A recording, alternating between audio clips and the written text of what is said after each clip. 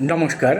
জ্যোতিষশাস্ত্র অনুসারে ধনুরাশির ছেলেদের মধ্যে একটা কমন ক্যারেক্টারিস্টিক ফিচার্স দেখা যায়।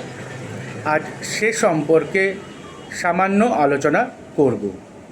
সাধারণত দেখা যায় ধনুরাশির ছেলেদের বুদ্ধির বিচক্ষণতা দেখার মতন, মারাত্মক বুদ্ধি হয় ধনুরাশির ছেলেদের। পাশাপাশি চুপচাপ থাকাতে এরা অদ্বিতীয়। কিন্তু সাবধান, খেয়ালের বশে হঠাৎ করেই বিপদে পড়ে যাবেন। একই সাথে ধনুরাশির ছেলেদের দেখা যায় প্রেম এবং বিবাহ হঠাৎ করেই হয়ে থাকে।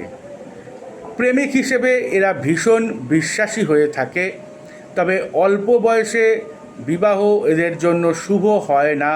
লেট ম্যারেজ তথাকথিত দেখা যায় শুভ এবং সুখের হয়ে থাকে। এদের স্ত্রীর কামনা বাসনা প্রবল হয়ে থাকে। এই ধনুরাশির ছেলেদের স্ত্রী সাধারণত বুক, শ্লেষ্মা এবং পেটের সমস্যায় ভুগে থাকে। চোখের সমস্যাও ভুগতে দেখা যায়, পাশাপাশি চোখের সমস্যাও ভুগতে দেখা যায়। ধনুরাশির ছেলেরা একটু সাবধানে থাকবেন। শাস্ত্রে কিন্তু সাবধানবাণী দেওয়া আছে। এদের অ্যাক্সিডেন্ট হয়ে থাকে এবং অ্যাক্সিডেন্টের ক্ষেত্রে বা কোনোভাবে এদের পায়ে আঘাত লাগে। এরা খুব ভালো বক্তা হয়ে থাকে। রাজনীতি এদের জন্য শুভ। পাশাপাশি ব্যাংক, এলআইসি, ঠিকাদারি, পোলট্রি, ফিশারি, কোনো কারখানা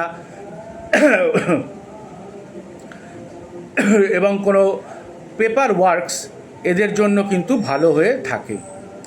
মডার্ন আরও অনেক কিছু রয়েছে, সব কিছু বলতে গেলে অনেক সময় লেগে যাবে।